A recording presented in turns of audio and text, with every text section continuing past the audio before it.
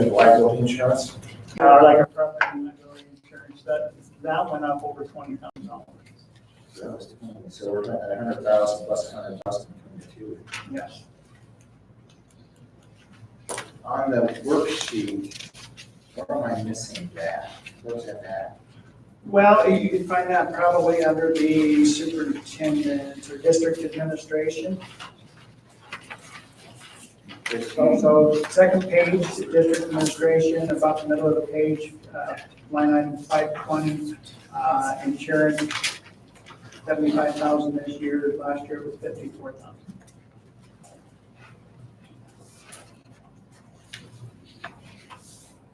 Under administration. It's on the second page. In a second.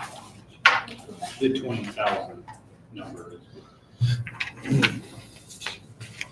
This one. Okay. So that's health insurance. No, that's the property and liability insurance. The health insurance, well, you'll see that if you look on the first page, it says it has teacher salary. That those went up $38,000. Right. If you move down about, I see health insurance under 260. yeah, the 260, the health insurance. So this is just for our teachers. This is not our counselors. This is not administration. This is strictly the regular certified staff, not special education and those. But that's an increase on just our regular certified staff. Okay. Okay. And then so. Okay. So it's really broken out on this item, 260 is what it is. Yeah. And on all these different budgets. Yes, sir. Okay, okay. All right. And so the other big deal was the liability insurance, did you say? Yes, and that's the one, they put that under Second the, page, That's still, that's back on, that one's back on. 520, so just a little farther down. Okay, fine. Insurance, okay, there we go. Okay, got it. Okay, and so that one says insurance to return the liability. Or other kinds of insurance. Okay, got it. Okay, okay, thank you. You mentioned reducing supplies, and there's some items on here under the instruction. I guess I'm curious, you dropped that by about 2/3. So what is the program moving forward? I mean, how do you, these supplies, you have supplies on hand, or you're not going to be using them, or how does that actually work? a little bit of all that, Kevin. We'll kind of let people know that, take care of your supplies, don't overuse it, paper use expense, those kind of things. We do have some other sources right now, but they're very short-term sources of funding, so I hate to do that. We tried to front load some of the orders that we had because we came out at the end of this last fiscal year with we still had some funds left over, so we used a lot of those to front load and overload our supplies. Is that with the accruals coming off the last one, or the encumbrances that were coming off the last one? Is that what those are supplies that are just going to be stockpiled off of last year's Yes. budget? Yeah. Okay. All right. And I guess the other big hit was on the plant maintenance, as far as budget reduction, the maintenance of the plant, and technical services took a big hit. What exactly is technical services on plant, maintenance of the plant? What would that be? As far as, how do you define that line cost? That would be for like, Big Sky Plumbing, Content coming in to do, some repairs on a freezer, stuff like that. Also lawn maintenance, if, geyser services would probably come out of there, things like that. Okay. And then the repair and maintenance line item there is completely gone. Is there any way to use the building reserve fund or flex account to backfill some of those if necessary? I guess, you'll work out the operation of it, but in case there's a hit on something that needs to be repaired, where's that gonna come from? Will it have to come from flex or building maintenance or? Yeah, like the building reserve fund, that can be, even if it's not identified in the FCI, that's something, if you have an immediate need to get something fixed, you can use those funds. Okay. So you do have a contingency in case something breaks here?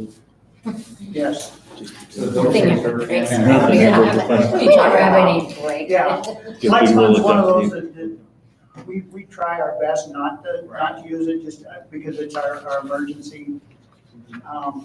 And I'm gonna be quite frank with you, if our enrollment goes down too much with what's going on and the legislature doesn't help us, then that might be our saving grace next year, not this year. Again, we're very conservative on how we do things, like with insurance. Pam has always suggested we put in a few more full family insurances than we actually have, just in case somebody switches over to it. We have a budgeted and we're ready. But come to the end of those, if we don't switch those over, those are funds that we do have to use for supplies and those kind of things.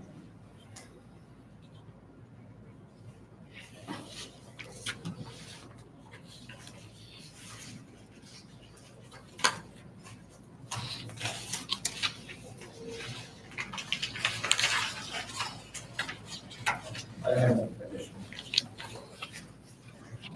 Any further questions?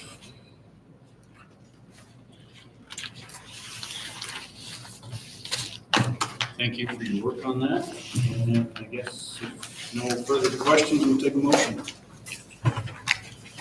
I'll move to adopt the final budget for 2020, 2021 as presented. Seconded. It's been moved and seconded to approve the final budget for fiscal year 2020, 2021 as presented. Any further discussion? Discussion, all those in favor, please say aye.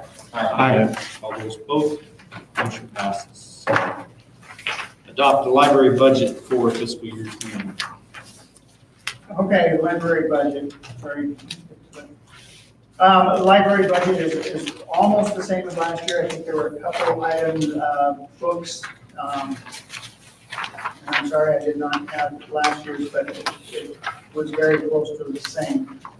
We approved it as our board, and then the county also approved this budget. So I guess if you have any questions on it, like I said, it's pretty close to the same. You see the county, it looks like the county pays a whole lot more than we do. However, in our side of the budget, we don't count our personnel. We actually use the staff library during the day. That would be the big difference. Other than that, kind of share a lot of those.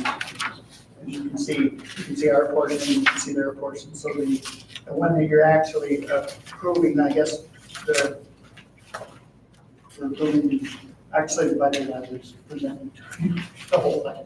I'm sorry.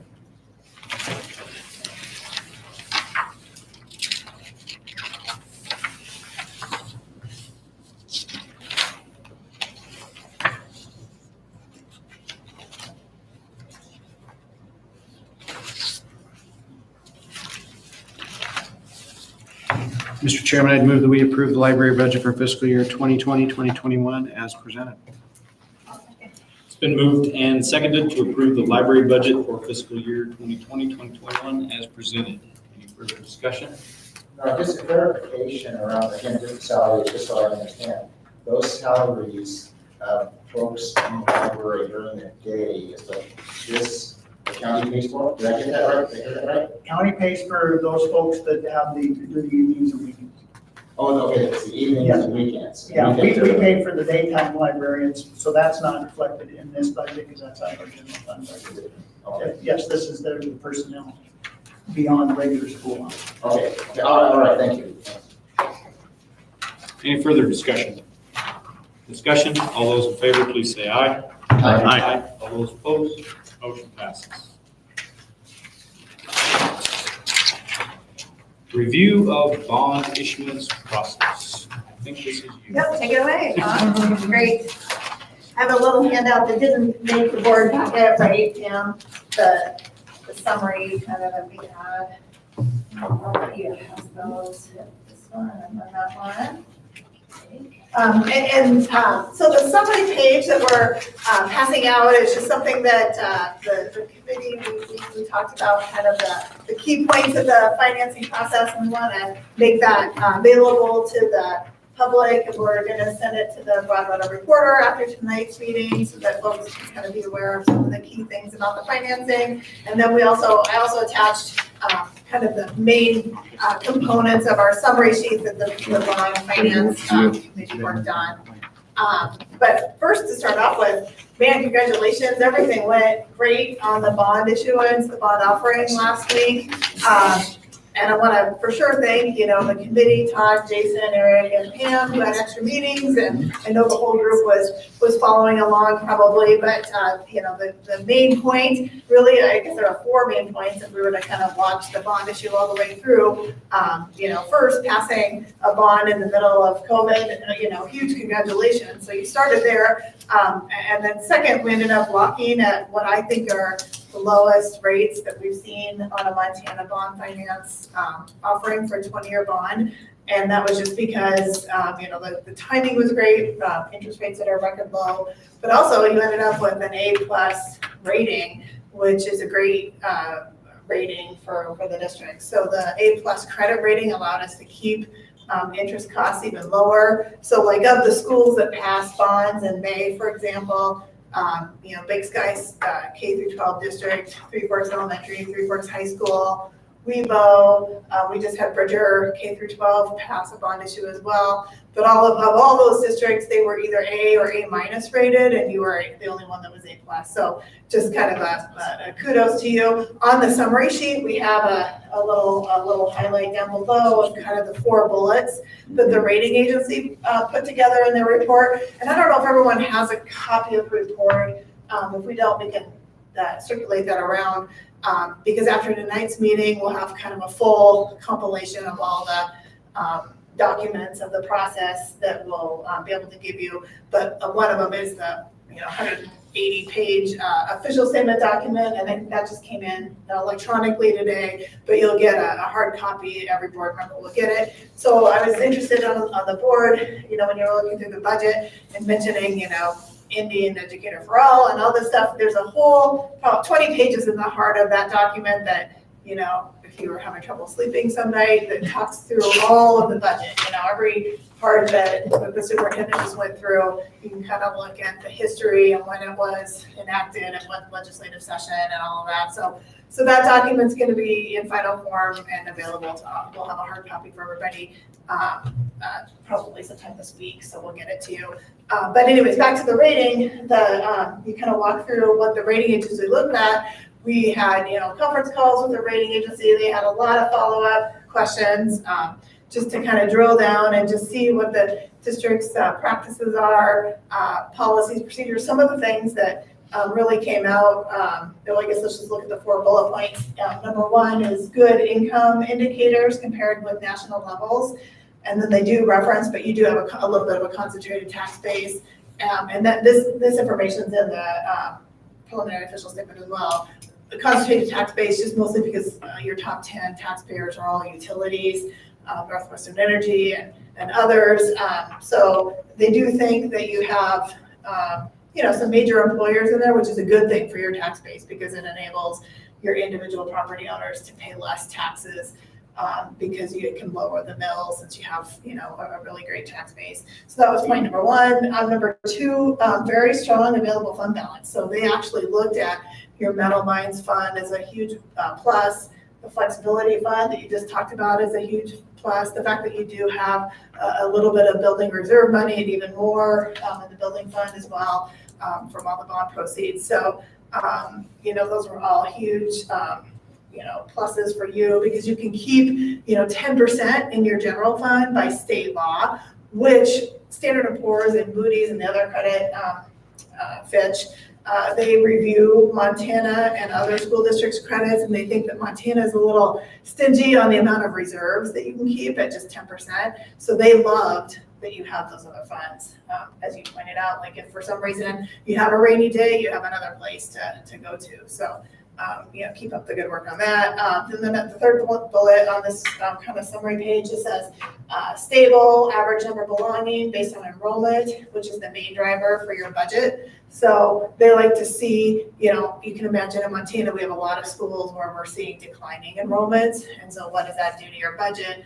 You can use the 3-year average to help as you move down. But a lot of schools are having trouble keeping, maintaining their budgets because they have to use, some of their budget monies to keep the contracts up to date. And it takes a while to change some of those. So they have what they call structural imbalances that are negative, more expenditures than revenues. So that can be a problem in a lot of schools. In your case, not, because you have good stable enrollment. And then the last thing they note, which every school in Montana has, is heavy reliance on state funding. So that was kind of the highlights on the rating. So the rating really helped the banks and other purchasers of your bonds be interested.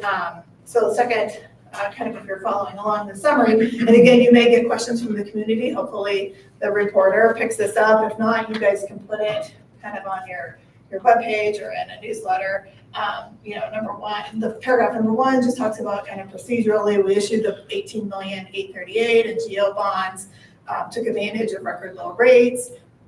Tonight, the board's adopting your bond resolution that officially allows or requires every board from tonight on for the next 20 years to pass a budget that covers the debt service fund, as you guys just talked about. So tonight's resolution is mentioned. You're going to close the bonds on August 20th. And that will be when the full $18,838,000 is wired directly to the county, and the county will begin to make investments on your behalf. So in addition to the money from the proceeds of the bonds, which is the principal plus the premium, you're going to also earn investment earnings over the term. So that'll commence when we close on August 20th. Just a note that the term is 20 years. You could have went out 30 years by state law. The last legislative session passed a law that you can go out 30 years. We've had a couple schools look at 30. Lolo Schools is the first to try to go out 30. It just costs a lot of interest. Better to keep the term shorter, as you guys did, if you can. We've had a few look at 25 years, like Three Forks did a 25-year term. So again, you're just paying a little more interest. In your case, 20 was great. Next paragraph kind of is the highlight of the bond, a lot of underlines and bolds. If you were to kind of pick up one major note on this, if you're a taxpayer, it'd be that paragraph right there. Total interest costs over the life of the bonds, what we projected at the election stage versus where we came in. We're at $2.4 million less in interest costs, and that's locked. It won't change. So that would be the key thing. If you're out in the community and people say, hey, how's the bond process going, or where did we end up? It would be that we locked that third paragraph instead of the rate of 2.8%, which we included in the election estimates.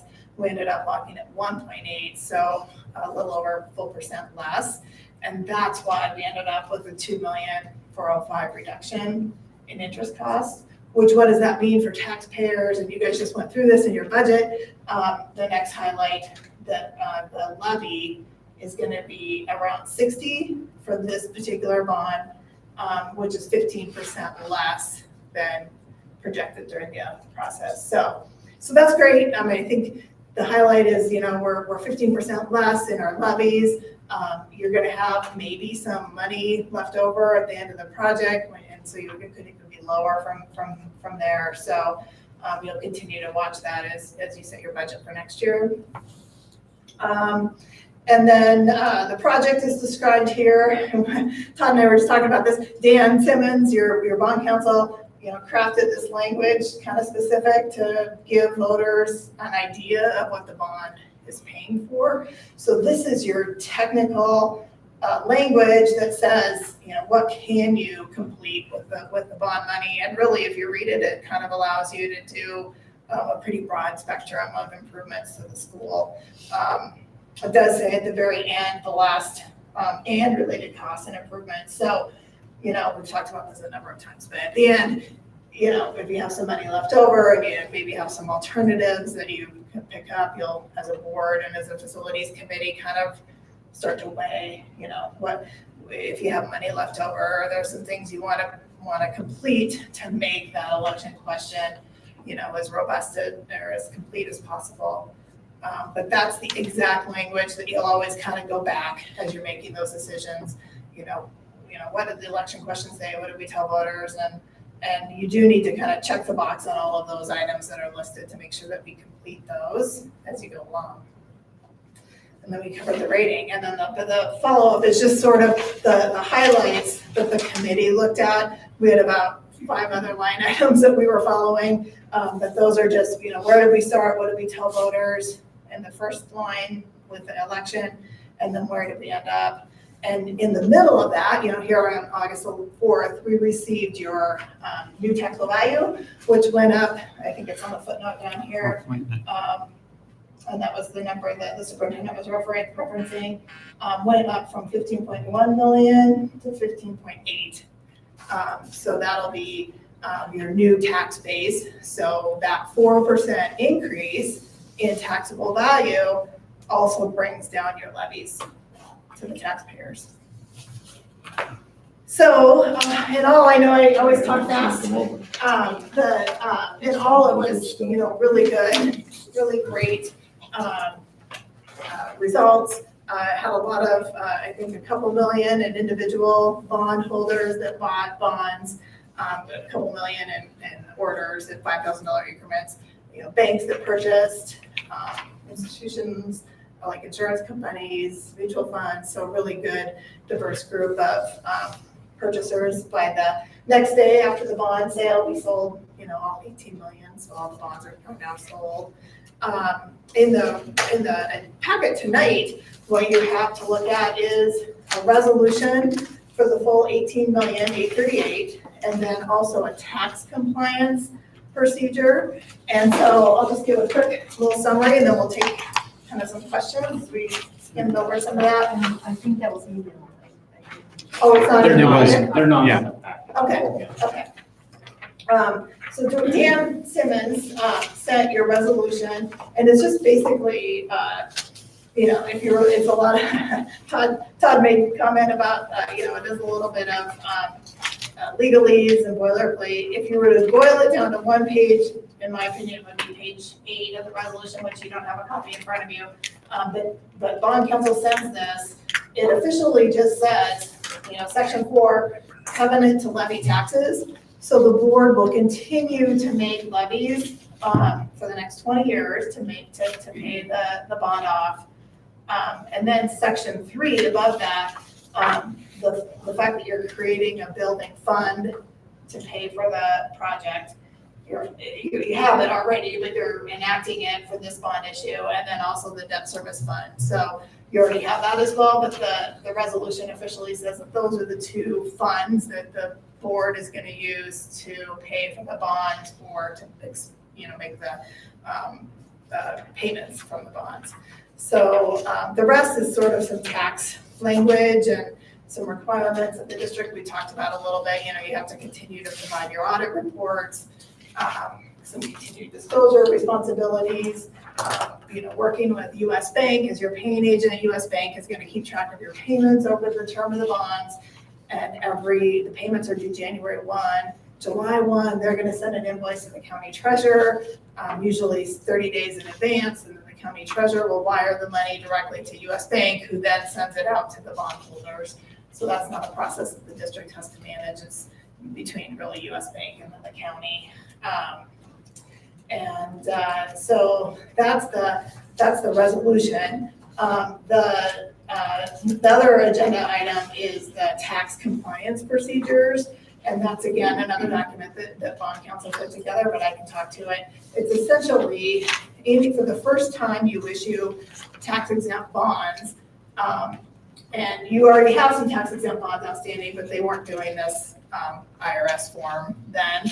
There are some IRS forms that you're gonna fill out, that Dorsey and Whitney will fill out on your behalf, because your bonds are all school bonds are tax exempt from a federal and state perspective. And so from the federal perspective, the IRS will get a report and they'll just follow your bond issue through the term. Dorsey and Whitney, as your bond counsel, recommends always doing these procedures, because on that form is a question: have you adopted tax compliance procedures? If you can check that, then, Dorsey and Whitney says, well, we think that doesn't put you in a, kind of a, well, we need to check back in with this issuer and let's maybe do a little audit report on them. So by adopting these procedures, it basically says that you're going to make sure that the facility you're building is eligible for some tax exempt financing, that you're not gonna rent it out to third parties that are for private purposes and those kind of things.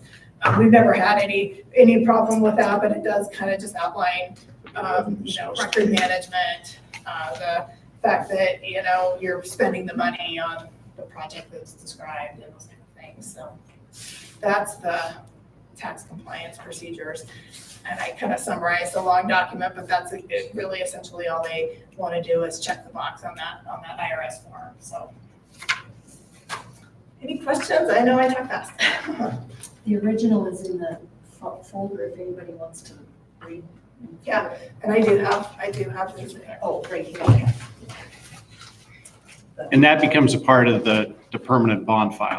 Yes, exactly. And so we Which will is- get a copy, the board will have a copy of that here shortly. You kind of get all these in pieces and parts, and then at the end, when we close on the 20th, you will get from Dorsey and Whitney kind of what they call a transcript of all of the documents. And I have an extra one if anyone want to look at the.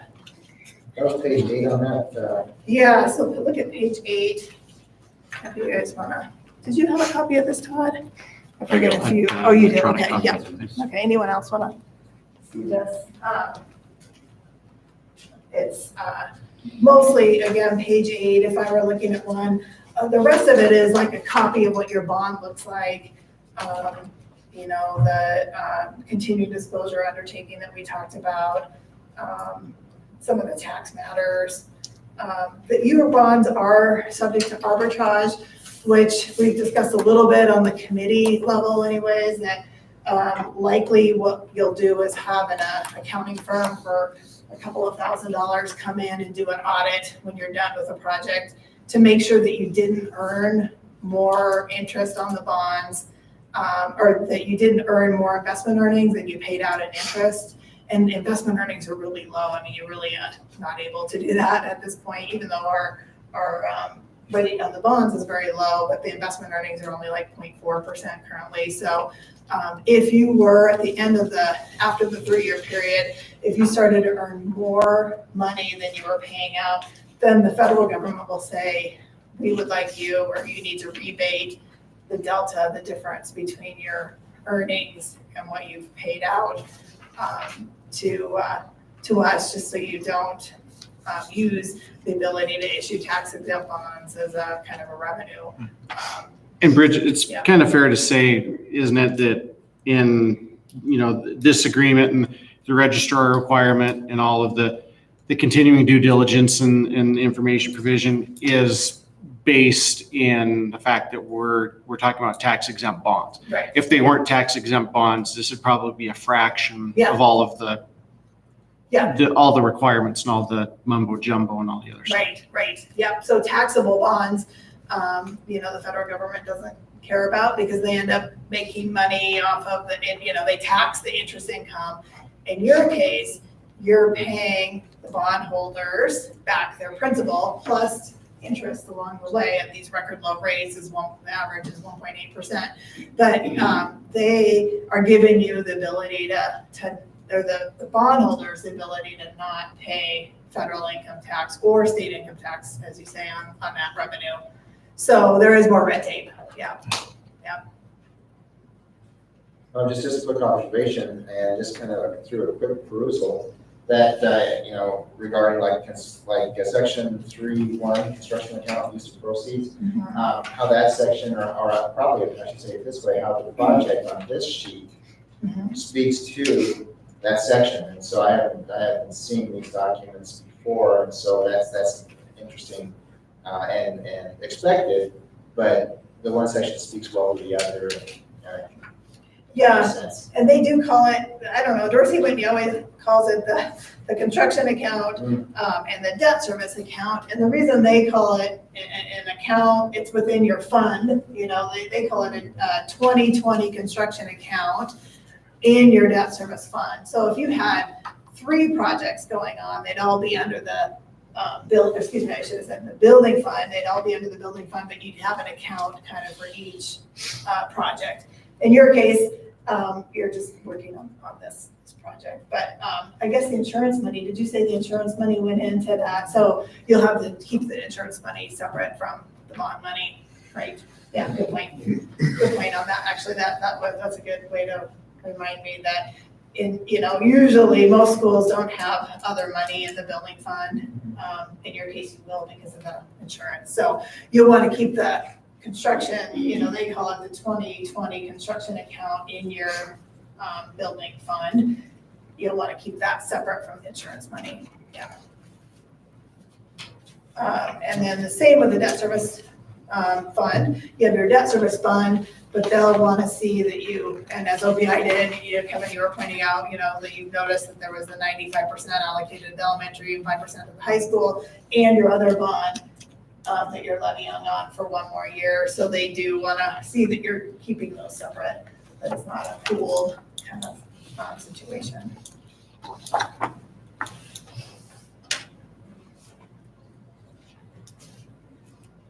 Now, do we need to have a motion on the review? I don't know if we need one on the issuance process, but we need to Adopt final. the final bond resolution and on the tax. I guess before we do that, I would just like to say thank you. We've talked quite a bit about the team that we've put together for this project. And I know the architects and the contractors probably take away a lot of the glory. They forget about us by the time. Yeah, that's right. But done.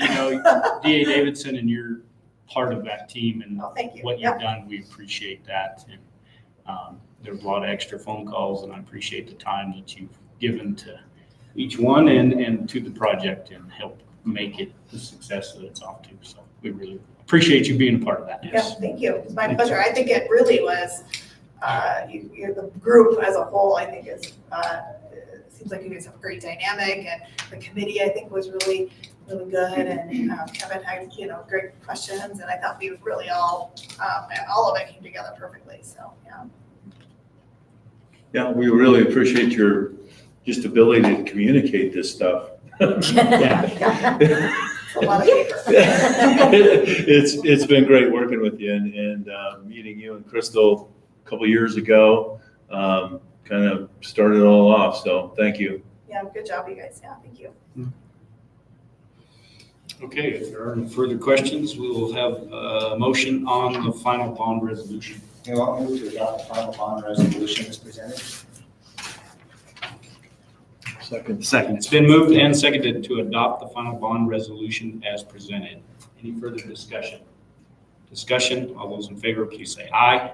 Aye. All those opposed, motion passes. And motion on the adopt the tax compliant procedures. Mr. Chairman, I move that we approve the tax compliant procedures related to the bonds as presented. Second. It's been moved and seconded to adopt the tax compliant procedures related to the bonds as presented. Any further discussion? All those in favor, please say aye. Aye. All those opposed, motion passes. Thank you again. Yeah, thank you. And then for the closing, so we do have some closing documents in advance of closing on the 20th. Are you you're able to sign in the next week or so? It doesn't have to be a date certain, but just sometime in the next week, we'll grab you for those. So, yeah, okay, sounds good. Thank you. Thank you. Okay, thanks, Thanks everybody. very much. All right, we'll move on to approve the substitute list for 2021.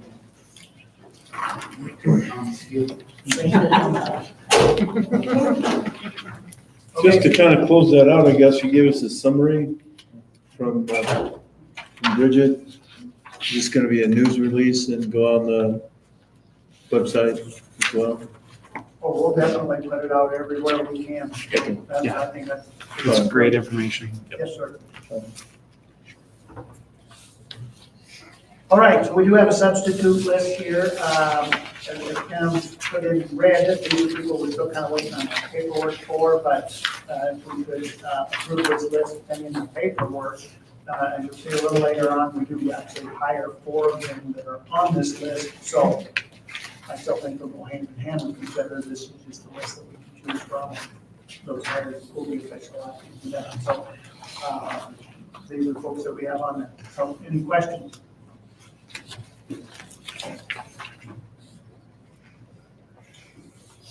I'll move to approve the substitute list for 2020, 2021 as presented, pending paperwork. It's been moved and seconded to approve the substitute list for 2020, 2021, pending paperwork as presented. Any further discussion? Discussion, all those in favor, please say aye. Aye. All those opposed, motion passes. Student attendance agreements. We have no student attendance agreements at this time. Okay. Activity fees. Decided to scrap that. We did the activities meeting yesterday, and it would have been much better to have those fees approved by the board prior to that. So we'd like to leave the fees the same and then revisit that next year when we do activities.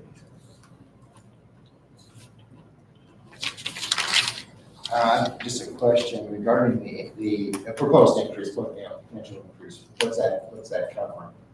What are those, and what would those, for potentially next year, what would those increases cover? I'm not trying to understand the question, but I'm But thinking. if going from 40 to 45, for instance, and that's. It will have covered the Oh, okay. increased cost of Oh, hotels, thank you. food, Oh, all of okay, that okay. stuff I'm that sorry, we I'm incur. sorry. Yeah, no. Yeah. Yeah. The cost of having activities program. We we've had the same fees I was for gonna say, years. So And it's been honestly, 35. even 45 is, we're the lowest anywhere. Oh, We agreed. really I was just truly are. curious, So, you know, yeah. why. No, that's what, and mainly it will help I think offset it's those always, costs. as far as I know, it's been 35 since. Yeah, it's been 40 for a 2000. long Well, time. 40, yeah, I've been paying 40 forever. I know, for a long time. You know, And honestly, we know how much hotels have gone up and all, and the athletic count is always in trouble by the end of the seasons, because we're just, we just okay. need more to rely on, so yeah, Yes, so that's what that would cover, the increased cost of everything on our. Everything. Everything. Very perfect. Thank you. And my apologies for the unclear question. oh, no, it's all I- good. I thought I got what you meant, but I wasn't sure either, so. He's still got all those bond numbers. I know, poor Eric, he's got a lot in his head. Yeah. It's for a new school. That's why we're a team, yeah. How are we gonna pay for that? No.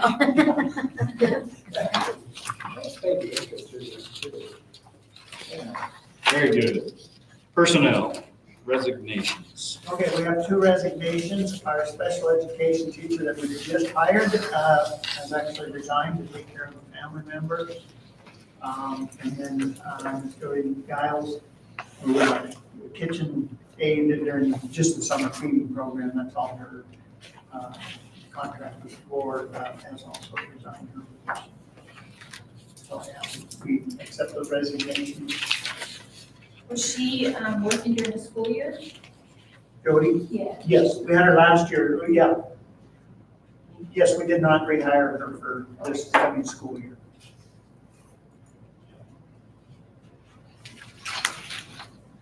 So I would ask that you approve those 2 resignations. Okay, I move to approve the resignation of Jenna Rodriguez and Jody Giles. Second. It's been moved and seconded to approve the resignation of Jenna Rodriguez and Jody Giles. Any further discussion? Discussion, all those in favor, please say aye. Aye. All those opposed, motion passes. Employment. We have 4 people who signed up to be substitute teachers. Sarah Rudy Brooke Ferguson, Ashley Kruger, and then So, and we have gotten we do have all of their fingerprints back, so those are all good, so. I guess that we hired them.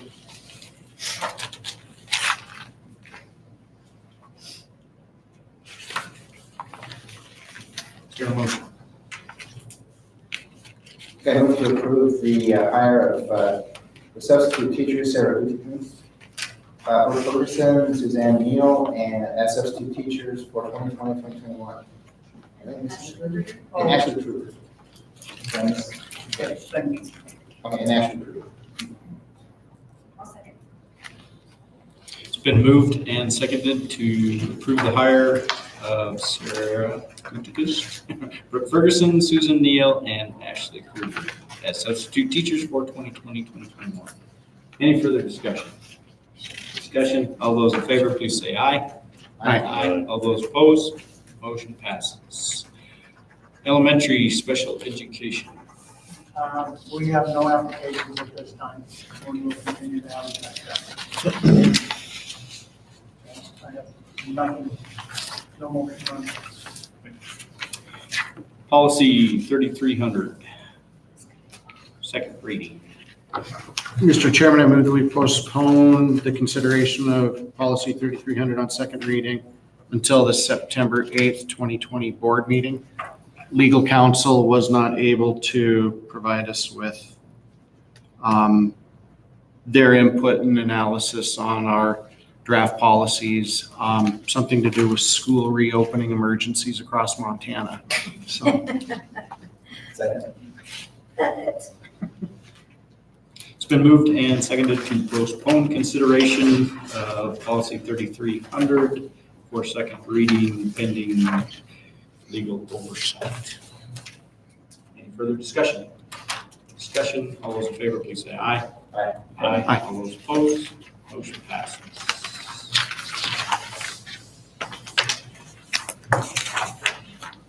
Principals reports. Do we have them? Probably not right now. No, Okay. basically, they started yesterday. Okay. So, Well, We have a lot to talk about. We could go on. Contractually, they started yesterday. Okay. Um, Superintendent's report. Okay. So I did put a copy of, in front of you, there's some more items on it. Reopening schools, we continue to work on that. There's something down the line that I want to talk about a little bit.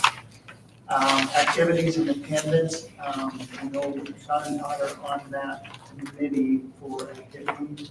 I think we'll probably be sharing some information with you guys concerning what we're looking at for the activity season coming up with athletics and bands and those things. So we kind of have a draft plan to send to the county health boards and you guys to look at and give us some comments before we finalize it. It's all over the gamut, the surrounding schools, whether they're allowing the opponent's fans to come. Many of them are not. They're only allowing their own hometown fans. I talked to Superintendent Three Forks today, just visited with him to see what they're doing. He said, no, we're probably not doing visiting fans. He said he would appreciate it if all the surrounding schools did the same thing, so we were consistent. You can all take the brunt of the whole thing. I don't know what the county health board is going to say, but that's something that I would like at least those two committee members to look at, something we can look at as maybe a board. We did have a big, I'm assuming that maybe we should try to have a special board meeting early next week to look at some of these things. If you guys feel necessary, unless you give us direction and say, this is what we do, I don't know if we need it to be a board item. So we'll cover those things and then maybe you guys can make a recommendation. Does everybody provide video feeds? Yes, we actually have 2 cameras, but we haven't seen them yet. They actually gave cameras, 2 cameras, but you had to pay $2,500 to install them. I think we're going to use our people to install them and hopefully be able to do some sort of video feed for folks to watch. And Yeah. hopefully other schools offer that also to our fans to be able to watch. those I think they are. We met with all of our 5B ADs in a Zoom meeting the other day. And again, MHSA said, you guys figure it out. We're all like, great, So, but, with the restrictions in Gallatin County, their county health board pretty much is very strict. They're talking about 50 people total, including the teams. Holy cow, I don't know how they're going to do that. Boulder, same Jefferson County, their health board is really, putting the thumb down. So really the only school that said they would accept visiting fans was Big Timber, because they're out there in the middle of nowhere and they're kind of like us. They're sitting pretty sweet as far as cases go, but we haul people in and out and we know that can change quickly. So I really think that's kind of where it's all headed. Right now, we haven't made up our mind yet. Fans, no fans, fans from schools that are allowing us to go, fans from schools that have less than 4 cases in the county. It's kind of all over the place. So yeah, definitely. It's a tough thing to wade through. I know we've talked about it before, but the NHS system that a lot of schools are already using to broadcast all of their. That's where the games cameras come from. NFHS was, The National High School Yeah. Federation, yeah. Is that, is that cost? I know it's a cost, but is it something to, It's not that extravagant of a cost, quite honestly. It's pretty affordable, Yeah, isn't it? throughout the year, Or those are, something. there's a lot of times that, it would be nice for people to be able to use that. But beyond just the COVID thing. They may I've heard the radio guy is really good. They're awesome. But Yes, they they also are. Yes, they have are. faces for radio. too. They do have faces for radio. No, we'll try to mitigate whatever we can, do the best we can. And honestly, everybody's opinion as far as ADs and that goes is that, at the end of the day, if it's the 2 teams and whatever skeletal staff is there to need to run the games and the kids get to play their games, so be it. That is, everybody just wants the kids to be able to do what they're going to do. And who knows, we could go through all of this and September 1st comes around and they pull the plug on the whole kit and caboodle. So, we're just kind of winging it right now too. Like And everybody of else. course, you need the cameras that have enough juice, but, we do have cameras that have enough juice, but we do a Facebook or a YouTube live event for any game. That's not, we're doing it right now. If we Be careful can, with broadcasting. there's rules. We're really Yeah. not allowed to just broadcast our games. It's like- They Like may Boulder does. waive that. NCAA, have, restrictions Do and they? things like Does that. I watch all the But that's- basketball games on YouTube. On high school. Okay, it's- okay. No, Good to know. Boulder does. They probably have. So the Montana High School Association limits our ability to broadcast games. Mhm. Huh, I didn't know. Now Brad's just sitting here saying that Boulder does YouTube Live, so I'm not sure. Well, we might have to check into that. We'll look into what my We can understanding. also do Free fee-based platforms. events though, too. No, my There are restrictions to filming anything. You gotta get permission. My understanding was that, MHSA, that's very restricted on where those, who films what. Maybe that's mostly just postseason. That's a good question. Certainly seems biggest- something to explore. Yeah. The biggest problem, I think a lot of it comes from coaches, is from everybody being able to get our game film or whatever. That's a lot of the issue too, so. We have student athletes who are, very talented, and they're competing for scholarship opportunities and trying to improve, they're in their chosen sport or their discipline or something like that. And, the fans are obviously an important part of that, but, I would stand behind that premise of let the kids play their game, with the, the least amount of that possible. And so I saw a little bit of Coach Rao's presentation last night before he came out here. And so, if, there is some mixed opinions about that, even in our district, I would encourage it just to say, let's just, squash it for this season, have everybody play, let the kids get the most out of it that they can. And some move on local to health next boards year. are requiring even the home fans limited. It depends on what's going on in that county with their health board, but some of them are only 2 spectators per active athlete on the roster. That's what Boulder's doing. That's it. So they're limiting their home fans too. So we need to look at all of that and see where we are and see what our health board thinks and where we are with that. So it's going to be what it's going to be. It seems to me that these kids and their families, they spend all this time with their families. Mhm. And those are primarily the people that would attend. Mhm. So you're putting that individual on the field with everybody else, the opposing team. So, basically, that's your pool right there, them, their families, their schools, Right, everybody. right. We'd like to see our And home I guess fans. to me, Yeah. to me, to say that these people that they're with every day and that they were exposing to themselves in the game and bringing that back to their families and schools and everybody else, what do we lose by allowing other people to come to the event? Because they're basically the same people they're exposed to anyway. Agreed. Does it, I don't know. I don't see the logic of restricting fans. I could see cordoning them off and have them come and sit in a specific area and Well, and we're talking masks too. Everybody's gonna have to mask up to come attend events. yeah. Same precautions we're using Well, that's for, fine. yeah. That's fine, but Yeah. I mean to say. Are they you talking can't come. visiting or home? Either both? or. Okay. Because every kid in that event goes home to a family who would be the people in that are gonna come to watch. So Right, they're exposed and they're exposing right. the kids are exposed to the opposing team.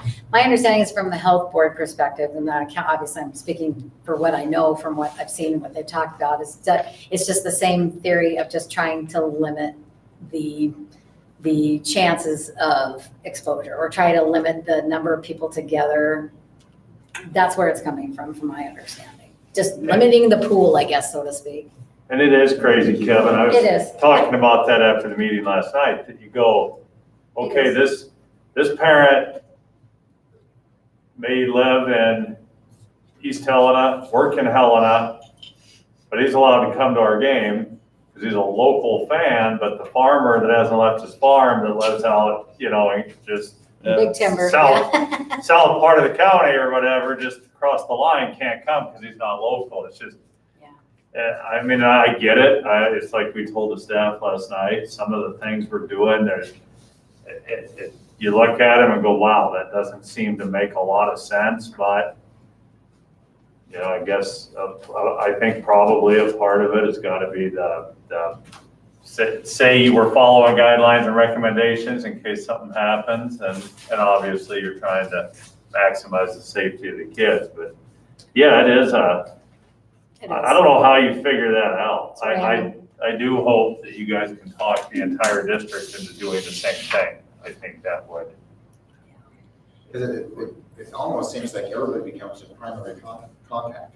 Yeah, it's hard. In this example, in this situation. I think the concern though is the immediate, the respiratory in the air, Yes. people together, kids bringing it home, on surfaces is not as likely as it is, people there. So I think Right. that's the basis.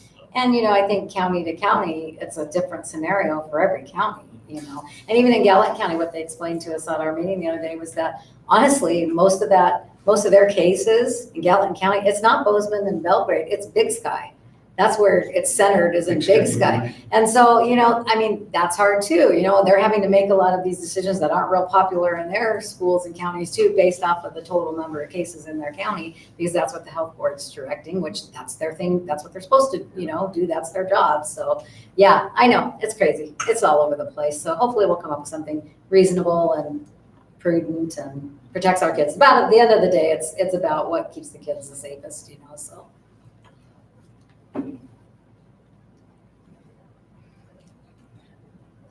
That was a long Sorry. loop there to get back to you. That's recorded. Okay, and I'm just talking about committee meeting, vocational education, community education, staff development, Jason and Sean are on those. I've mentioned before the comprehensive local needs assessment that we're gonna need to do for the Perkins. I feel much better today about it. I was kind of stressed, but I said it on a Zoom meeting this morning for an hour and a half. Then actually asked some good questions. Actually, had somebody call me and say, what can I do to help them? So got some help. I'm able to do a summary on those, kind of get them lined out. We're gonna still have to have that same committee that we had prior when you were on it as not a board member. And maybe add a few people to it and look at our plan, look it over, see what else we need to do. I talked to Mike Houghton.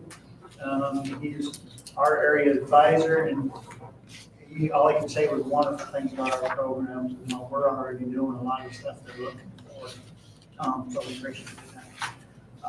So I will keep in contact with you guys. Bus turnaround at Tosca, Montana Department of Transportation moved the bus turnaround. And then originally it was across Razorburg Road, over where they're gonna have the underpass. They moved it behind the bunkhouse bar. So the bus driver brought that to my attention, so I sent an email to the head engineer, and he said, yep, we moved it. Okay, so, thanks for your input kind of thing, but it's a done deal, so.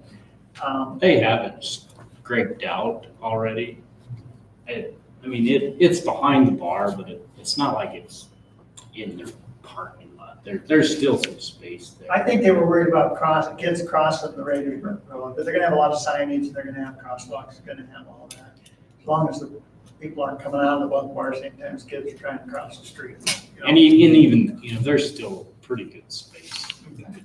So, and just an FYI on that, there is a transportation training meeting that Buffy Woodring does, and they've asked me to come and kind of say what are the requirements on the buses. So Saturday morning, I get to go to another meeting. Pretty happy about that. A sales is the next one I have on there. If I'm saying that right, a C-list? A cellus. A cellus. A cellus. A cellus. Or Atlas, I don't know. Anyway, however you say that, this is a program that we kind of looked at, and we really want some feedback on this. And the reason we started looking at it is 3 courses using White House, using a lot of area schools are using this program. It's an online remote learning program that we could actually pay a fee up front with the money we have from the governor. And it would allow us to do the remote learning without making our staff do the remote learning. We would still be we would still need a facilitator to do that, and our teachers would still be the teacher of record for those classes. So we would have a teacher that would go with that could help and could assist. OPI, it's not on their approved list of distance learning programs, but after visiting with them, if you do it with the facilitator and the teacher of record, you're fine. The reason those other schools picked it, I visited with both those superintendents today, is it is an accredited program. They said it's NCAA approved, and I'm like, well, we're not in college. The big thing with that is NCAA will accept those credits towards college athletics. So they are, our whole purpose isn't to find a different way to educate these kids, it's to help them out, do the best we can until they come back and are face to face with us. It follows Common Core standards. The research they had done was, it was the most reasonably priced also. The classes lined up with their curriculum well. This is White House, 3 Forks are the 2 I visited with. Boulder also, Jefferson High School uses this, Boulder Elementary uses this. Jefferson High School is using it for recovery credit forever. I mean, they use it and they absolutely love it.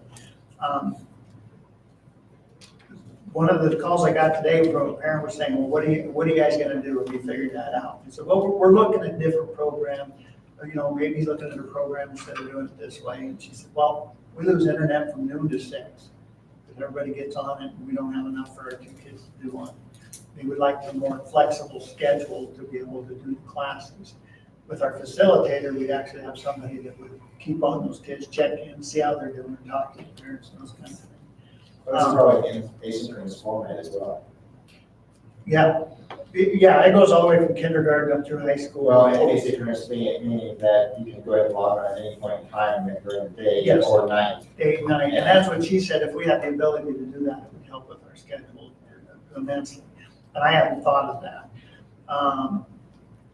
Again, the staff of record, in that case, it would be supplementing, not supplanting, not taking the place of somebody. It would be supplementing the program we currently have.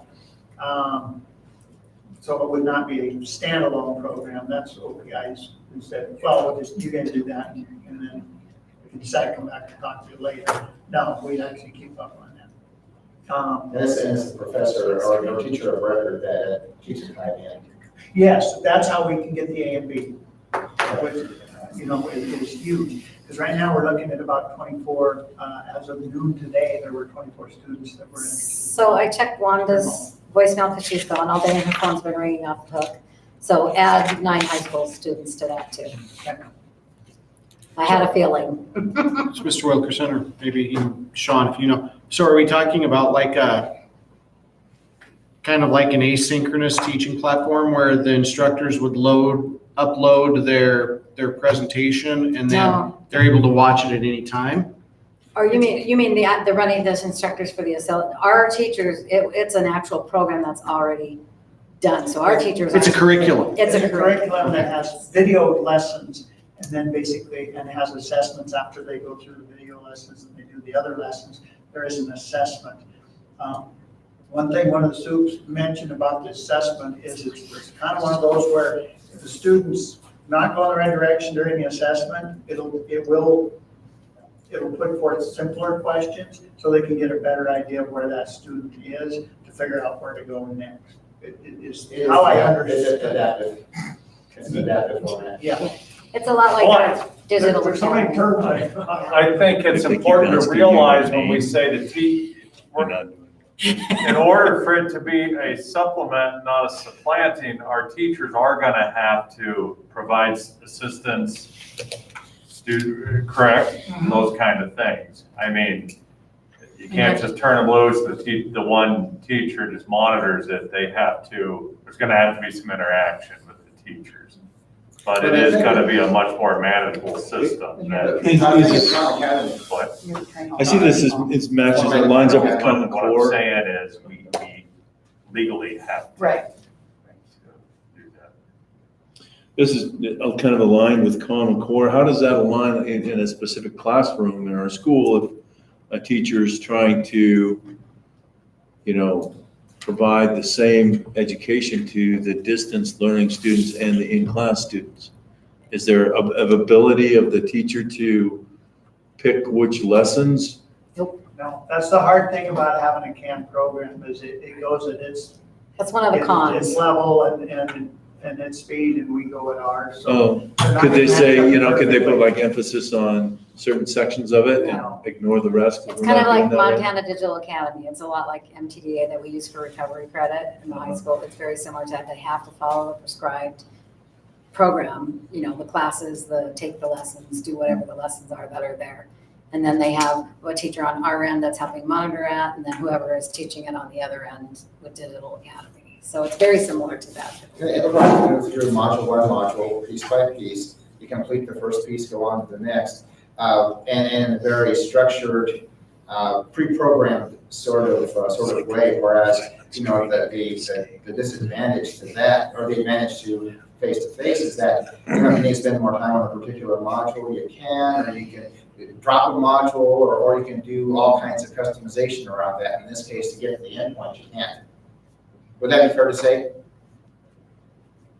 Yes. Yeah. And you have specific questions. Christina actually did this program. But I would also add with these kinds of, and you can speak to that too, Christina, but if this is the case or not, but typically with these kinds of applications, the quality of the curriculum is really great. The videos are great. The quizzes are usually put together really well. The adaptive aspect of it really is fairly accurate to be able to identify where students are, where they need to be, and so on and so forth. So it's kind of as I was mentioning to Eric the other day, this whole kind of idea is on an economies of scale sort of model, to where they spend a lot of money putting together really good quality content and try to sell it to a lot of people, so they can actually sell it affordably. So that's kind of part of the model around these types of environments. Is that? Yeah, Shepherd used it for credit recovery. So that's what I monitored it there for 4 or 5 years. Yeah. There's pros and cons to it, obviously. The one thing, and I'm glad to hear we'll have teachers involved, because like the math was a really struggle for most of the kids. So having someone they can sit down with and work through it. The other thing was nice is that if they did fail something, they didn't just get to move on. They actually had to go back and learn that concept. So that was another thing. It did go back again, teach it again, and then they could move on, but they actually have to learn the concept. They're not allowed just to skip and keep moving. It's a hassle, but it's a good idea. Yeah, it's a good thing. So this would be, instead of having, like, if in a certain class, a teacher has a certain number of students that are chosen to distance learn, you know, we had talked before that teacher would be providing curriculum to the classroom, and also, so that would eliminate that teacher's responsibility to provide that entirely, really. Yes, sir. I think that was a concern that came up at our teacher meeting yesterday. They did not, and they said this in a very nice way, they just did it. They said, we don't know how we are able to do a live class and a remote class at the same time. We're not doing justice to those kids that are here or those kids that are there, because we're gonna be going back and forth. Right. And so that was a common thread that came up several times. If we were to do this, you know, I'd like to see it K12, so we're consistent all the way across the board. And I think it may alleviate some of the parents' concerns with the distance learning, and make it easier to work around their schedules and those types of things. A little more of an even playing field across the board than having something like this, instead of, you know, having this teacher in second grade does this really well, the teacher in first grade doesn't do it very well, the teacher in fifth grade. So, I mean, if the platform is kind of the equalizer, then it just depends on what then, I guess. And honestly, it may, the content, the curriculum may be better in some cases because of the delivery and assessment method. Then face-to-face, in the face-to-face environment. Because of how the quizzes, the assessment, the feedback from the learner, and how they progress at a different rate, or at the rate they need to be at for their learning level, how they may do that. Does that make sense? Does that make sense? Well, and I see where something like that fits in real well for recovery credit. And like the digital academy, for how would that get implemented, dare I say, kind of from like an equalization aspect, if you're talking about students getting graded in classroom by that teacher and students getting graded remotely? It's separate, right? Well, We'd have And legally, it can't be, it's gonna be the hard part. What do you mean it can't be, because it grades everything for you? Yeah, I know, Oh. but they're gonna have to still earn a grade in the class that they're in for See, and those grades to are- be teacher of record. And those grades remotely, if they're a second Right. grader or whatever they are, the grade and content online, although the lines will be different from the grade and content in the classroom. And then so regarding the quality of instruction, equality of instruction, they're getting different stuff and they're in the same classroom. How do you give a letter grade in the same classroom to two different students, Right. with two different systems? But you have to. Well, you have I would like to see our teachers be able to review these programs that are going to be given to these kids in their class and be able to say, well, I don't teach this section quite that way. Let them go through the program, but they should also have input into that student's education, be able to say, I don't teach that section quite this way. Maybe take a look at it this way, or it doesn't cover this concept well or at all, and we'd like to put that and be able to kind of, I don't know if we can do that. So I'm trying to remember on Accelis, well, if they're going to be graded on the same, I'm trying to remember, I think you can add things to it. yeah. And I guess what I'm That's getting what at, I'm if they're going to have to remembering. grade them the same, if these kids are going to be considered in the same class and the same grade scale, then they should be, have the same curriculum, and at least, I mean, for me to have a level of comfort with it, to have our teachers review it and make sure it's complete and comparable to what they're doing in class. The good news is, I think, is that all of the programs that we use in school and all of the textbook series that we use and everything else is aligned with the same the same way, is aligned with the same thing. So they're going to, it's not like we're teaching, all the textbooks that we use, all the programs we have are aligned with Common Core. Mhm. And it's a pretty set thing. And when you remember a few years ago, Common Core's kind of gone out. It's really not even a deal anymore. But what it was so that schools all over the nation were kind of On the same page. doing the same thing. So if a student transferred from one to the other. And so we do that, and we follow the state and national standards, which this one would too. The one thing is, we do have obviously local control, which was a big thing with Common Core, where we can add things, teach them how they fit into our, local. So this program is going to be very similar to what's being taught anyway. So it's not like, holy cow, this kid's going to come back to school and it's like they didn't do anything, they taught. I mean, there's a few homeschool programs that are kind of out there based on something else, but if you get one that's based on state, and I've told that to parents that want to homeschool, my suggestion would be go on to OPI, go through the school, whatever, and understand what the state and local, or the state and national standards are, and you will, whatever you do along those lines, you're going to end up with the same general area where we are. So I think that's the good news of it. I think that makes it much more compatible to what we're doing. And I think it would be compatible with most of what any state approved school is doing. Would be that's the way I interpret it. Yeah, no, Common Core is a huge thing because it is the same concepts that. So if a student decides to go ahead and for whatever reason, come back to school during mid-semester or leave school during mid-semester, do you feel pretty confident that the cells will be able to pick things up in the appropriate places? You can actually adjust it. So if you put them into an English course, and you can actually look to see what every lesson is. And so a teacher could actually say, okay, yep, we are at this point, and have them start there. You can do the same at the end. So there are pieces the teachers do have control of. If I remember correctly, you can add some things to it on your own. Now, what are we required to teach regarding the Indian Ed for All stuff? 10% native content? No, we've got to involve Indian Ed for All whenever we can. Whenever we We've got can. some- There's not a set. There's not a set. There's not a set percentage. No. Because this probably wouldn't have any Indian Ed at all, I suspect.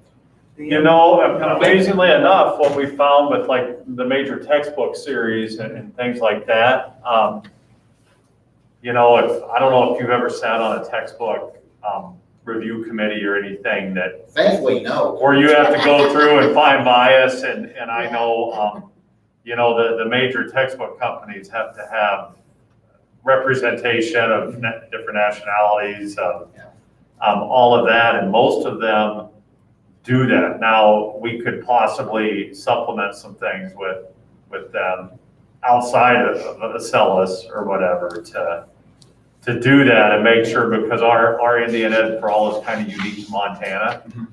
And so I think there's some easy ways we could definitely do that and give resources to those students that are remote learning to allow them to do it. Because we are required to do that, but again, Yeah. But that again might be a piece where we can add that in oh, to yeah, it. yeah. So And we even should do it that too. completely outside of the program. I mean, I think that would be quite easy to do. Okay. Basically, what we do is expose them to things. Okay. And it's a lot of that stuff that we use for Indian Ed is actually going to be moving online because of this situation. So we can share that with them. Okay, I okay. think we could. Okay. I have no concerns about moving those. One thing that was nice is you can have it open and it's live right there all the time. So kids, you can actually talk through it as well, communicate through it. So if kids have questions, they can communicate right then and there. And if a teacher has a moment, they can look and see if they can assist them at that time or. Basically log into their screen, so to speak. And yeah, you can leave it open all day. Have a terminal. And Yeah, just have it open so you can see what's going on, take attendance through it. Which is where the teacher of record fits in. Right. And where we're using it basically as a supplement. And that makes it a fit for OPI and accreditation. I think personally, that I don't know, I can't speak for people, but I think I counted 16 students, did I tell you today? Did you already mention that? No, I did not. So, K8, there were 16, that might have been, yeah, I think it was just K8. 16 students who would have been in our district that have chose not to do the remote learning, but are going to homeschool.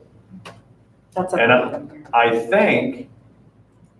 think what we do is get the fact that, I think what's the kicker with the remote learning is the time frame. That parents aren't home during the day to do that, so it's easier for them to homeschool. So I think we would still have that connection to our district with those students, with some of them. Some of them just want to do it to, and they have their own programs they want to use. But I think some that would maybe bring them back here and go, hey, that does work for us. So it keeps them connected. Yeah, because they've chosen that homeschool option instead of the remote learning. Mostly, I think quite a few of them because of the time frame and work and everything else, would be my guess. I would suggest if we do adopt this, we contact those parents, go, hey, just so you know, here's how it's gonna work. We have, maybe this would suit your needs better.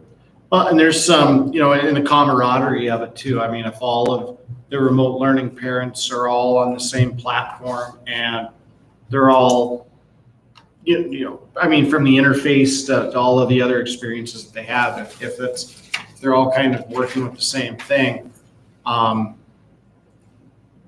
that might be, might make the awkward situation of a, remote learning actually a little bit more palatable. But would we actually have to make a commitment to Acellus for the entire year? Yeah, a minimum of 100 licenses. So is it one lump sum or is it based on enrollment? One lump sum. One lump sum. Well, we would be able to, you have to have a minimum of 100, so 100 would cover us for the whole year. Pretty confident. Nice thing about that is, it's a $100 license, so you're looking at $10,000. But we can pay that now out of that government money from the governor, because it'd be a one-time fee that we could pay up front that we could use the whole year if we needed to. That's pretty cheap though per license. Yeah. That cost is offset I wish to we could do that. homeschoolers. And the reason Right, I'm looking at this program, Acellus. whatever they want to call it, it's just talking to the people that have used it for years, that like the program. And Superintendent Whitehall, Hannah Denson, is pretty sharp. She did the research. She emailed me, talked to me on the phone, and I did it with her. People that I trust and respect say, with their research and the cost, this is the program that they would most recommend. To me, it seems if it's successful and we like it, if teachers like it, if students like it, we're thinking about it as a remote learning tool, but it can be a blended tool used for a blended format in the classroom just as well. Now, it may not be cost effective to do so, but you can have teachers in the classroom assign remote lessons because you can customize the environment, right? As I understand, you can customize the environment to pick and choose whatever you like. It'd be a great supplement and create a really great blended learning environment. And Kevin, I think when you talk about having teachers look at different programs, I think that's a great idea. However, I think we're time sensitive is my biggest concern. That I think those teachers want us to give them direction quick with this. And the parents, Like they're tomorrow. breathing down our neck. Yeah. Tomorrow or the next And I day, get it, actually I get get the it. I information understand out why. to them so they know what they're doing, and the parents, because And there I can't tell virtually you how is many no parents I rollout. have calling me Yes. going. Right. So "What's this look Yeah, like?" it's not Yes. just right. So if something happens, let's say we get another spike in COVID cases and they close the school again. Is this something that with this license, would that be adequate to cover distance learning for a bigger group? No, I think then we go back to the other distance learning model where teachers are gonna have to teach their Improve. students like we did. So that license, Much better. It's just not, I think then all of those would go, or the students currently on it, go ahead and let them finish the school year on that. and then the rest of the kids would do the distance learning. That would still help those teachers not have so many students to have to serve. I think that's a good question, and that's a question that should be entertained at that point in time, though. Because you roll everybody into the same format if that were to happen. I think one of the problems would be that our teachers, I don't know if there's enough for them to do if the students were in that. I don't know that it would be appropriate for us to continue that with our staff. I think we could do that with significantly, and I don't want to speak out of turn, I don't totally know, but I think one concern would be, is there the need for that staff? Are we using our staff effectively? That's the supplant aspect. Yes, exactly I think That's we would be important. supplanting rather than supplementing at that point. And the union representative for this has already contacted me about if we're using this or not. They're concerned that this program will replace our people. And I'm like, no, the whole point is To help is to our try to help people. these kids the best we can, if they choose to stay home, till that time comes where we need them back, and we need the same amount of staff when they come back. So, I can't see where there'd be a snake with it, but for some reason they are concerned with that. So if we do something later, maybe tomorrow when we do the negotiations, we look at possibly putting that language in there with the MOU or something. I don't know. Yeah, I think that, I think the bottom line is we're trying to find something that's more manageable for families, more manageable for the student doing it, and more manageable for the teacher trying to implement it. And I think something like this really fits the bill. Because before, I think we're very close to just a really difficult situation for all three of those groups if we don't have some kind of program to go with. So if this is K through 12, how many teachers would we need to facilitate?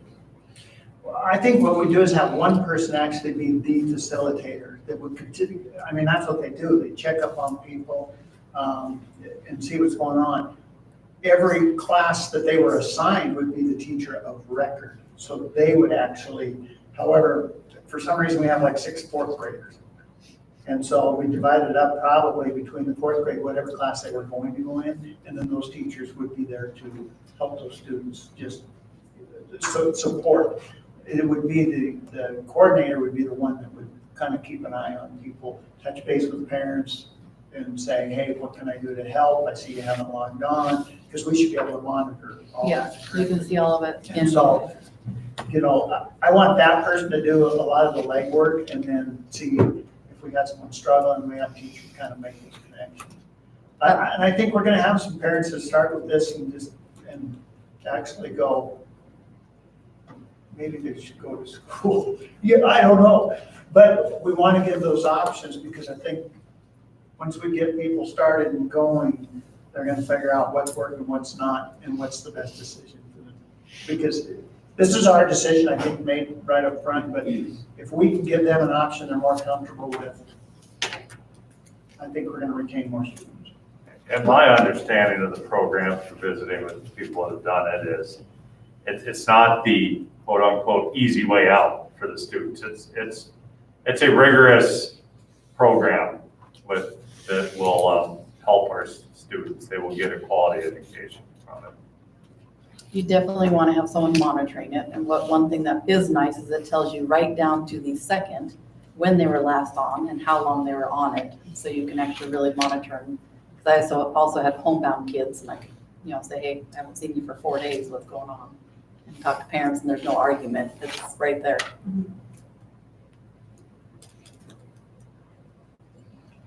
And we're keeping a running list of those parents that are talking about the remote learning. So we have a list and we'll let them know, we'll contact them as soon as we.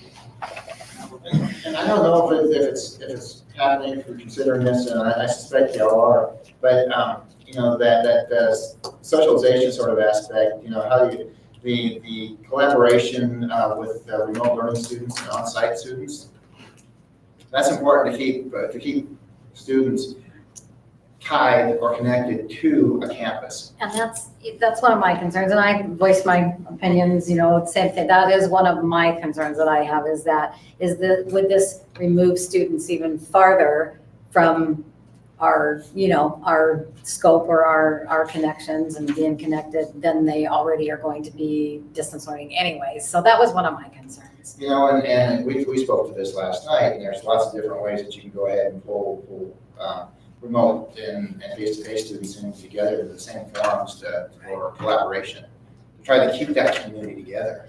One way that I thought we could maybe offset that, because obviously I'm concerned about that, so I'm trying to think of ways that we can offset that a little bit, is that, we still have Google Classroom set up for every class. So the 9th, 10th, 11th, and 12th graders, we've done a lot of things through that. We could continue to communicate with kids that way, still make them feel like they're part of what's going on at the school and having, Weekly check-in kind of things or something? yeah, kind of things like that. They're getting the information out of what's going on at school The still, even though they're announcements. distance learning, they'll get the announcements, they'll get stuff like that. So that might be one way to kind of help that, but that's a concern. It is. But you know what, if that's what their families have chosen for whatever their, justifiable reasons are, if that's what's best for their family at the time, then that's one thing that we just will have to balance the best we can, so.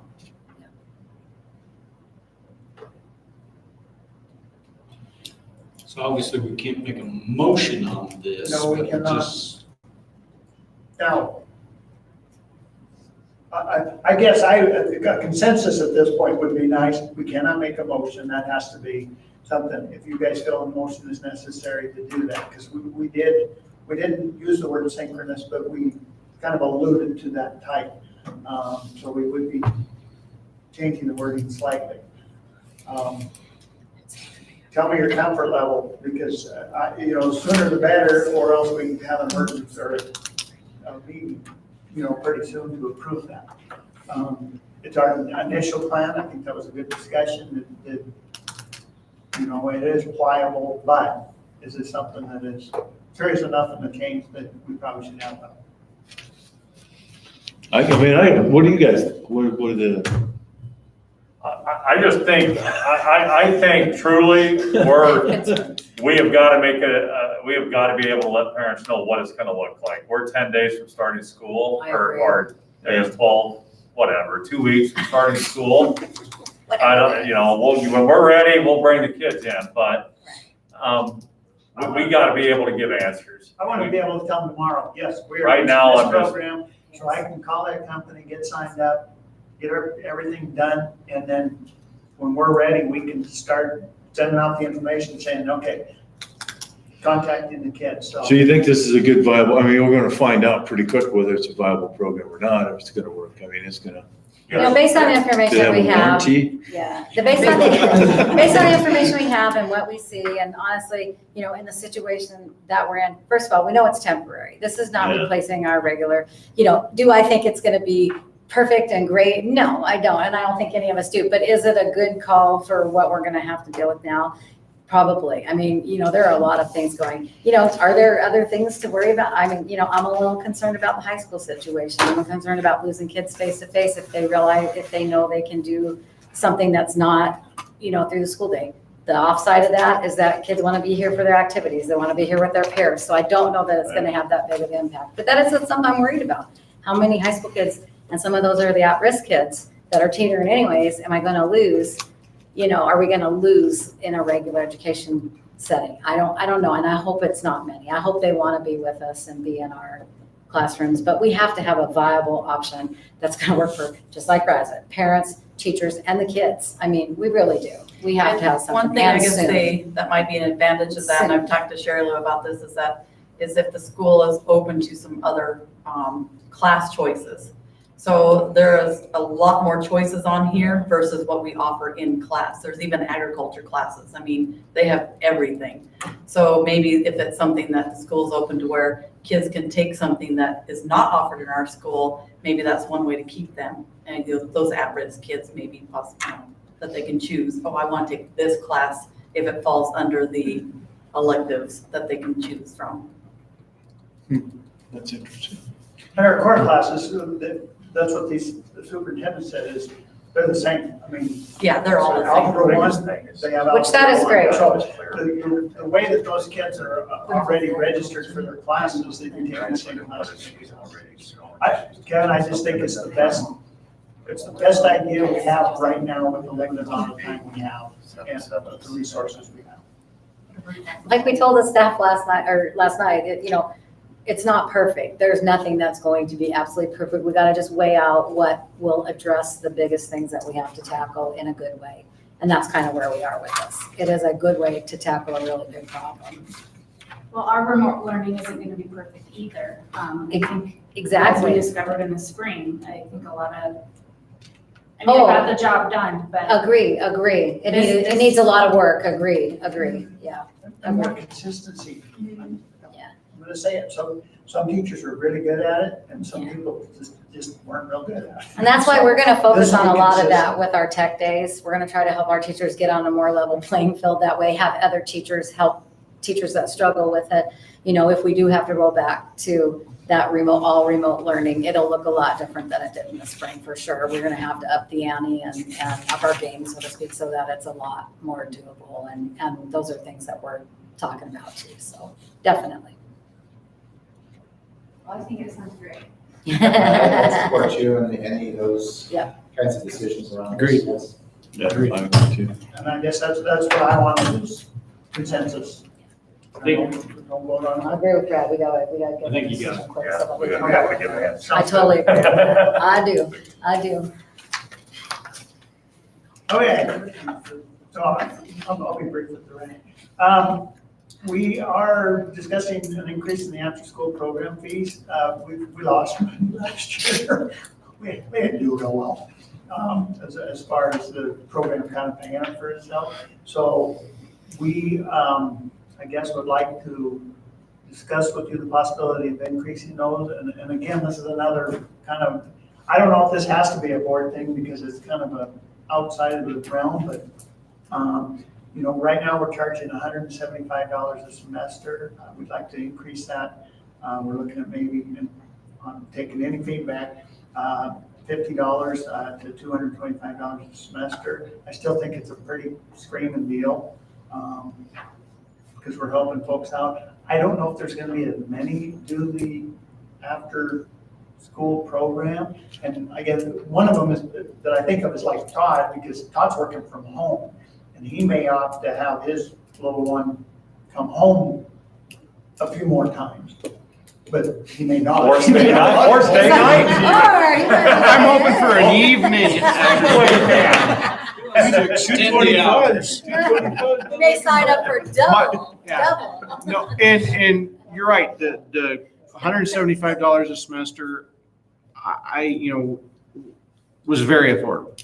Is $225 affordable?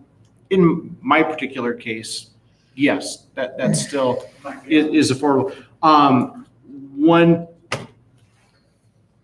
item of feedback on that, I guess, is if you do go to the $225, I understand trying to play bill collector and follow up with people to pay up on their accounts, but with an increase like that, which is about a little more than a 20% increase, 22% increase, being able to allow parents to chunk that out over a couple months is probably going to alleviate some financial strain on it versus paying one lump sum.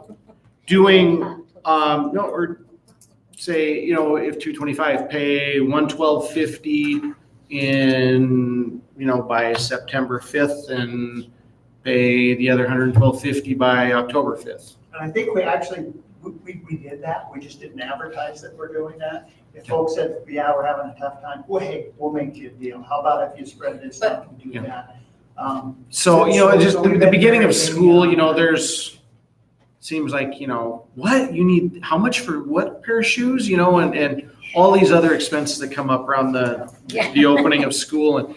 And if there's a way that the program could be able to sustain itself for that first month, maybe until all of the parents that made the commitment to have their children there for the entire semester we're able to pay.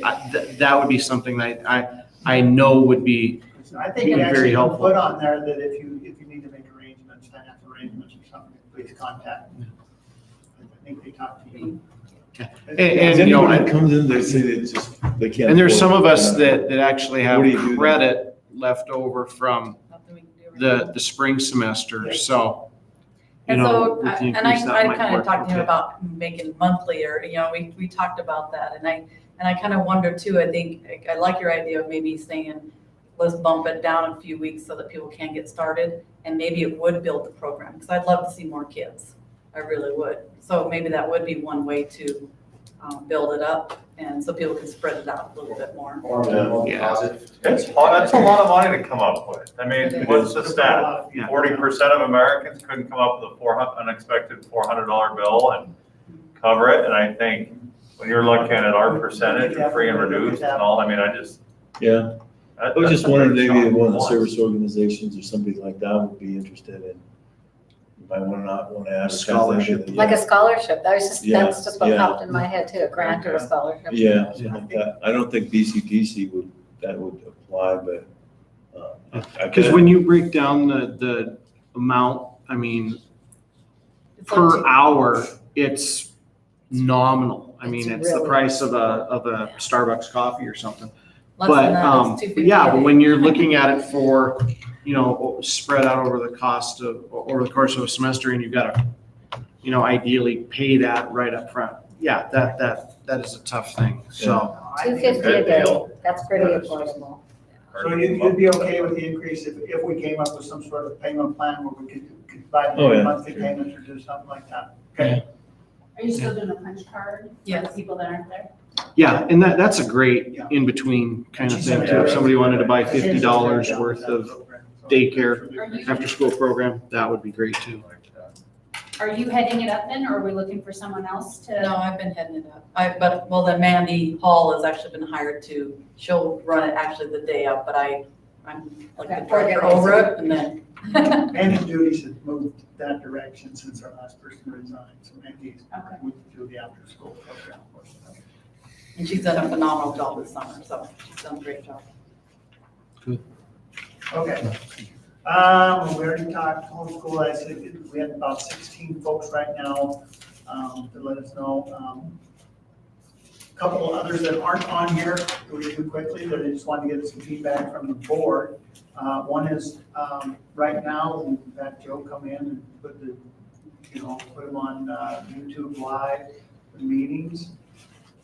I kind of wanted to see what the board thought, should we continue that and make it a regular thing?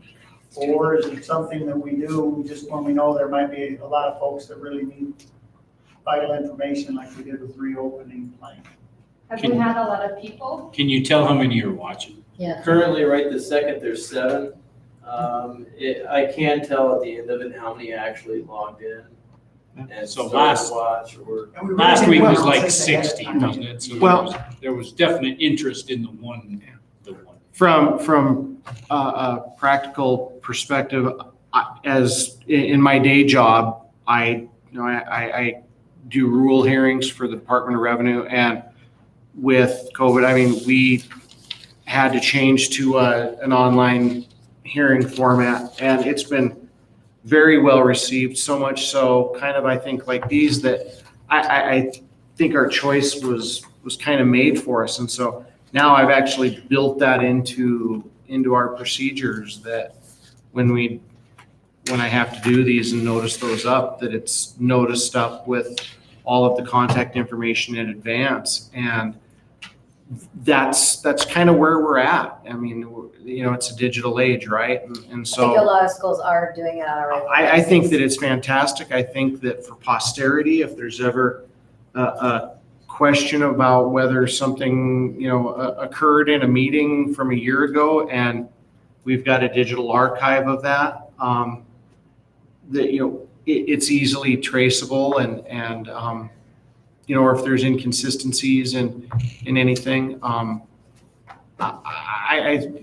not that Pam's minutes aren't accurate or whatever, but I think having that extra mechanism there works real well as long as we've got somebody like Joe that's able to We'll have to administer change that. those hours. Either that or we invest in a permanent mount camera and a joystick system or something like that to be able to work that. I mean, there's ways that you can remote control a camera and preside over those things too. Well, and we wanted to also, we always try to reach the community better. And the tech that's supplied, the tech that's here allows us to do that, And that could be part of our short-term strategic plan. reaching the community, Yes, reaching out, yeah. that could be something that pays itself off. Yeah. I think the thing we still want to encourage people to come to the meetings, because that gives us the best chance for open dialogue. Absolutely. And I agree with I that. don't want it to be something that just starts the kindling on a fire that's going to carry out through Facebook that we have no control over. So that's the downside to it. But I do think it is good for them to have access, but I don't want it to replace people coming to the meeting and having open dialogue when we have that. It does give the opportunity though, because I talked to parents who don't want to hire a babysitter so they can come to a long meeting and they can just watch it and kind of hit the parts they're interested in or whatever too, so. Churches have moved, online broadcasts of services and things like that. So, yeah, I think that it, as long as it doesn't become, Good black board member. cost prohibitive, then I think that'd be No great. way, you're not getting off that easy. Don't worry, I paid Todd off earlier. All right, sounds like we got kind of a consensus or at least close to one on that. Okay, I know we're gonna have the reopening plan kind of as an item on here. We're a little late, so I added it. Is there anything, comments, questions or anything with our reopening plan? People have been great. Yes, we have a few people call that aren't happy about the decision, but I'm gonna tell you, we have had so many comments of people saying, thank you for all the work you guys have done on this. We appreciate it. Even if they don't agree with it and decide to do something different, they said, thank you. The positive has outweighed the negative. And there's been some negative, but the positive has greatly outweighed the negative. So we will continue to have that on as an agenda item from now forward in case there's things we need to address. And then negotiations is tomorrow night at 6. We have, I need to make sure I have 2. We have you, Kevin? And then. I think Todd, you were because- going. No, Vanessa. Oh, Vanessa's gonna sit in. Are you gonna come, Todd? Tomorrow night. That's the, Oh, the go, yeah, I know. with the union, Right. that union contract. We're gonna look at the MOU Yeah, and then look at Via Khalifa's, however you want to, but look at her comments and come up with what we think would be a good MOU would be my recommendation. It's not with the union at this point, it's us coming up with a document so we can visit with the union hopefully, maybe next week sometime, if we can get them here. So Are I'm you the gonna, alternate. you commented. on Vanessa's- this, didn't you? Vanessa's You the involved true in alternate. I'm the one that can't No. meet it. Oh, okay, I thought you did. Vanessa's the true alternate. You were, was on. I was back. So.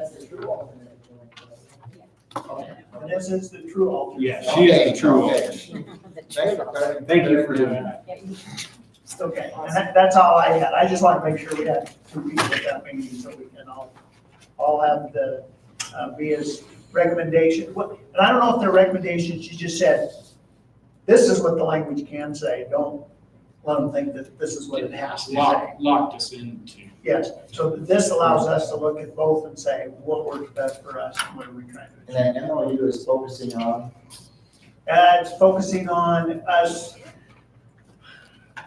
being able to find a job for somebody that's unable to come and work.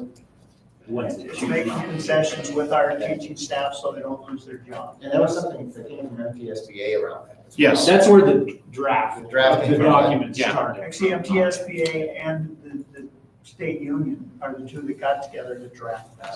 Montana Federation of Public Employees. Thank you, I can never remember that. So, Okay, that's and what so Columbia gave that a look over. and suggested- yes, and make some some good recommendations, so I'll have that available, that we can look at those and say what works for us. Because we could be really hard-nosed on it and say, no, if you can't come to work, then you probably don't have a job, or we say, no, we're willing to make concessions. It goes actually this that broad, but that's all I have. Very good. Thank you. Meeting adjourned.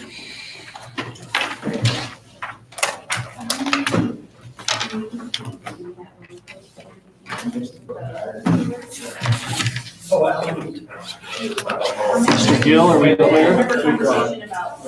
Veiled hate at 2 o'clock.